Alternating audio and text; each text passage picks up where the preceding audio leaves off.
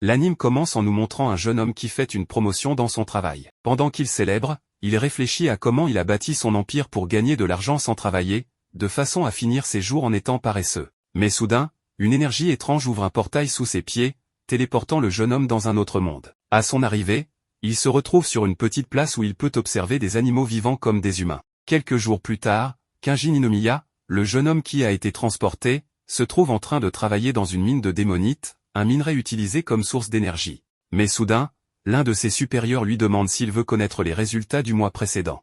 Il répond qu'il ne veut pas, ce qui met son supérieur en colère. Après l'avoir frappé, ce dernier lui dit qu'il n'a atteint que 15% de son quota, ce qui a causé une baisse d'évaluation pour tout le groupe. Plus tard, on voit Ninomiya décharger sa haine en se demandant pourquoi il doit travailler 16 heures par jour avec un seul jour de repos par semaine, aux côtés de ses perdants. En pleurant, il se plaint de sa présence dans ce monde, jusqu'à ce qu'il entende quelqu'un se faire réprimander, un certain Wanibe.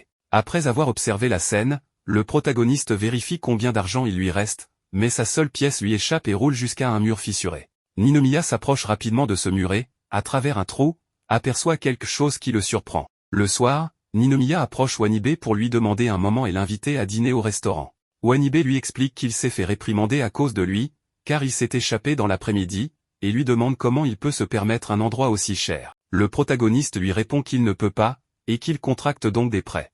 En entendant cela, Wanibe lui dit que, dans la mine, on raconte qu'il doit déjà 10 millions d'or, à quoi Ninomiya répond qu'il en doit en réalité 20 millions. Il lui raconte que, lorsqu'il est arrivé dans ce monde, il n'avait rien. Il a donc utilisé ses dernières ressources pour conclure des affaires avec des personnes importantes, mais lorsque ce qu'il leur a vendu ne fonctionna pas, ils l'ont accusé de fraude, l'ont battu, puis l'ont envoyé travailler dans la mine. Wanibe, après avoir entendu cela, dit qu'il doit partir car il a une réunion.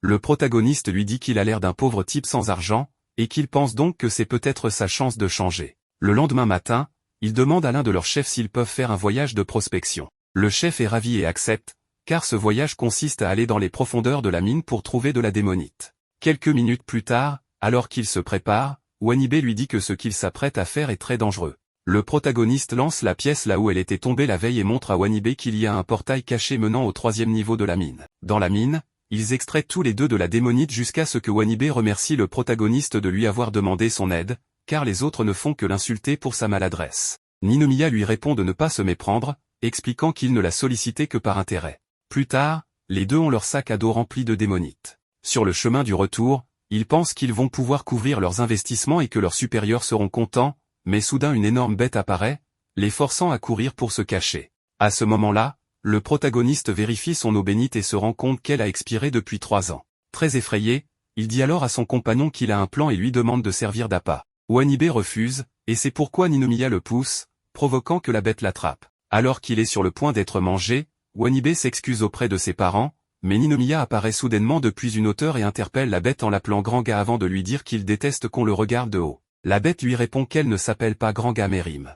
En entendant cela, Ninomiya lui propose un marché, il lui promet de lui apporter de la nourriture plus savoureuse si elle les protège jusqu'à la fin de l'extraction de la démonite. Rime, amusée, dit qu'il est intéressant et qu'elle n'a jamais vu d'humain comme lui. Pour cette raison, elle abandonne sa forme bestiale pour devenir une jeune fille et lui annonce qu'ils ont un accord, ce qui rend Ninomiya très heureux.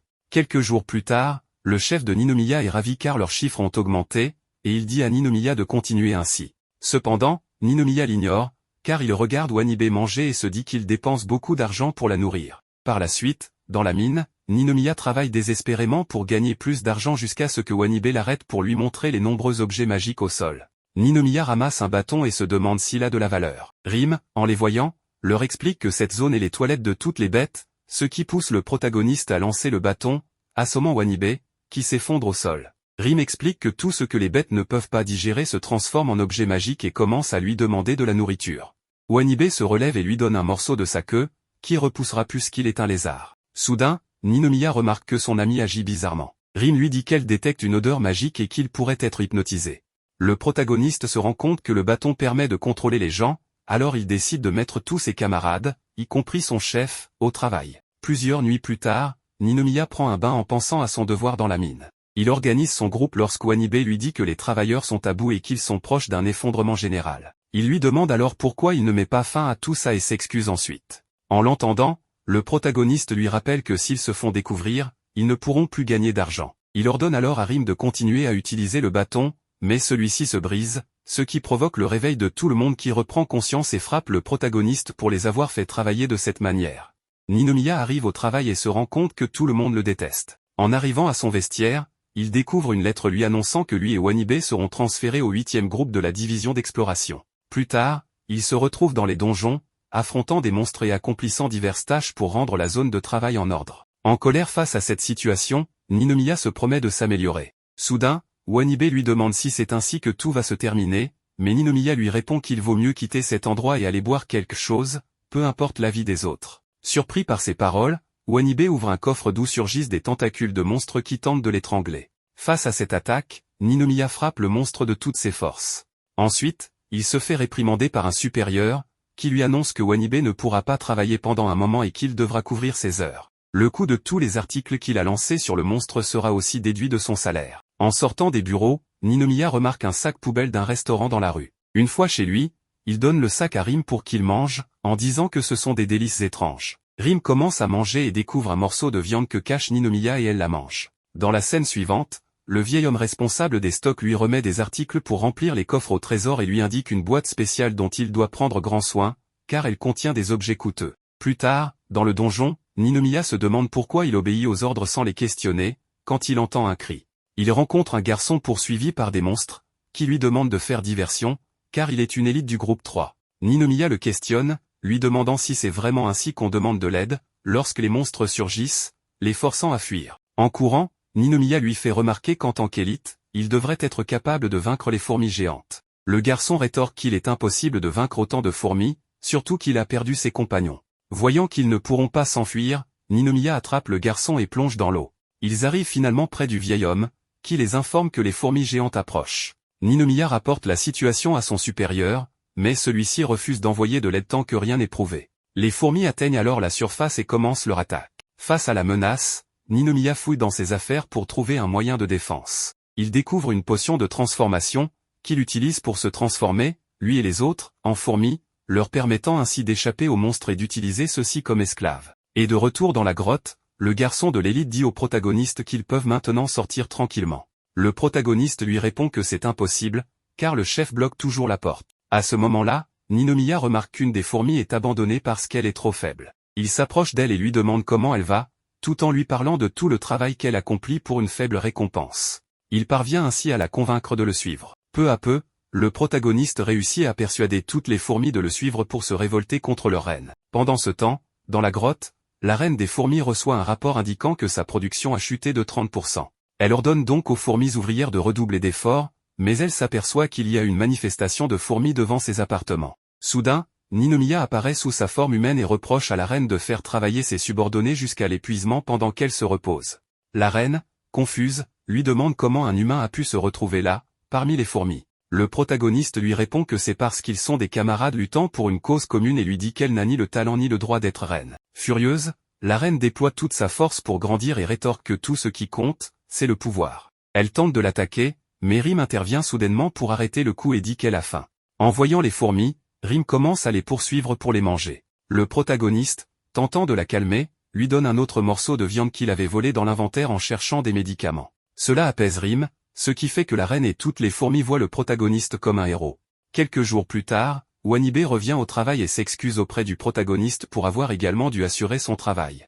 Ninomiya lui répond de ne pas s'inquiéter, ce qui pousse Wanibe à lui demander pourquoi il est de si bonne humeur. Le protagoniste explique qu'on l'a félicité récemment pour avoir exterminé un tas de fourmis dans la grotte. Wanibe lui demande pourquoi il descend aussi souvent dans la grotte et raconte que, après les avoir laissés pour morts dans le donjon, ils n'ont reçu en récompense qu'une feuille de papier en sortant vivant.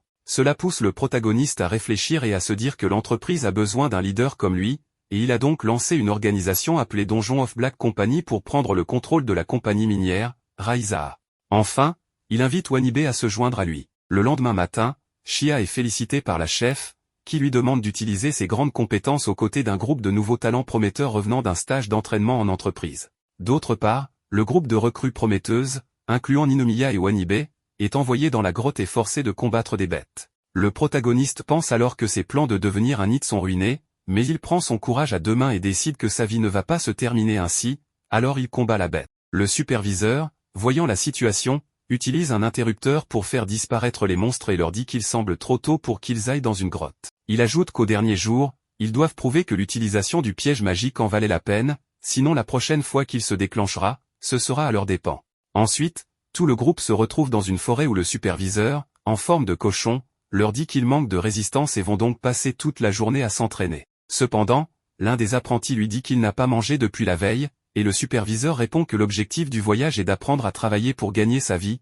donc sans résultat, il ne mérite rien à manger. Il jette ensuite au sol la cuisse qu'il était en train de manger et dit à l'apprenti qu'il peut la ramasser s'il a faim. Plus tard, tout le monde monte une montagne, jusqu'à ce que soudain, le protagoniste tombe à genoux, épuisé par la faim. En voyant une herbe, il est sur le point de la cueillir, mais Wanibe l'avertit que c'est une herbe de confusion, qui ruinerait son esprit s'il la mangeait. Ninomiya, en entendant cela, s'exclame que son ami semble bien connaître les plantes, et Wanibe lui répond qu'il a grandi à la campagne. Après la marche, les apprentis sont amenés à un entraînement mental consistant à rester immobile jusqu'à ce que le superviseur leur en donne la permission. Durant ce silence, le protagoniste se demande si c'est vraiment une épreuve de l'esprit, ce qui pousse le superviseur à le frapper, lui ordonnant de libérer son esprit. À la fin des épreuves, tout le monde se repose, mais le protagoniste remarque que Wanibe agit de façon étrange et constate que les seuls à résister à l'entraînement sont les elfes. Il commence donc à soupçonner que quelque chose de bizarre est en train de se produire. Par ailleurs, le superviseur savoure une coupe de vin en disant que le disque de lavage de cerveau qu'il est en train de jouer devrait affecter même les elfes, bien qu'ils aient des résistances magiques. Le lendemain, les apprentis sont forcés de creuser un grand trou sans possibilité de boire de l'eau. Dans le trou, Wanibe demande au protagoniste s'il ne trouve pas agréable de suer sous le soleil, ce qui est étrange. Après plusieurs jours d'entraînement et de lavage de cerveau, la chef de l'entreprise les félicite pour tout ce qu'ils ont appris. À la fin de son discours, le superviseur, en les raccompagnant au port, leur propose désespérément d'acheter une figurine coûtant 100 000 pièces d'or. Tous, y compris le protagoniste, en achètent plusieurs. Plus tard, sur le bateau, le protagoniste reçoit un coup accidentel qui le ramène à la réalité. Peu après, Wanibe vient lui demander combien de figurines il a acheté. Ninomiya, énervé, détruit les figurines de son ami, ce qui le rend triste, jusqu'à ce que Ninomiya le frappe pour qu'il retrouve lui aussi ses esprits.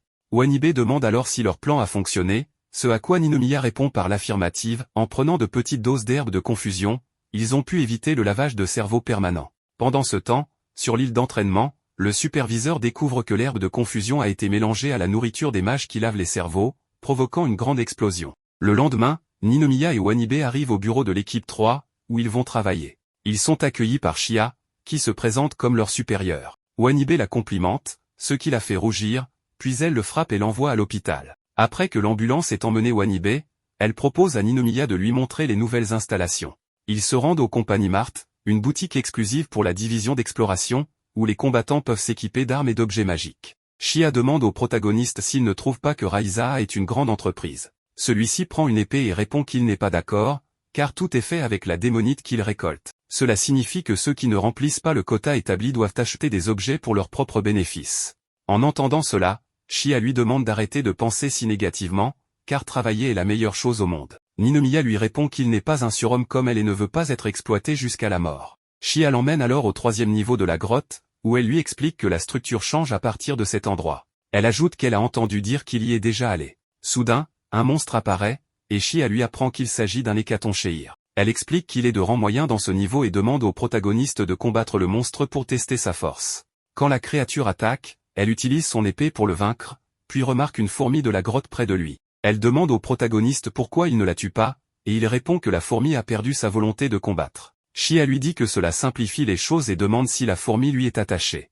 Le protagoniste devient nerveux, ce qui fait comprendre à Shia qu'il a des pensées négatives sur l'entreprise. Elle lui demande s'il est un monstre et lui dit de prononcer ces derniers mots, tout en courant vers lui pour l'attaquer. Ninomiya appelle alors Rim, disant que c'est l'heure du dîner, et celle-ci apparaît rapidement pour le protéger. Shia l'attaque avec son épée, ce qui énerve Rim, qui libère un peu plus de puissance pour riposter. Finalement, Ninomiya et Rim capturent Shia et l'emmènent à leur repère, où la reine des fourmis dit qu'ils ont capturé un guerrier puissant. Peu après, Wanibe arrivé, voyant Shia captive, demande à son ami ce qu'il a encore fait.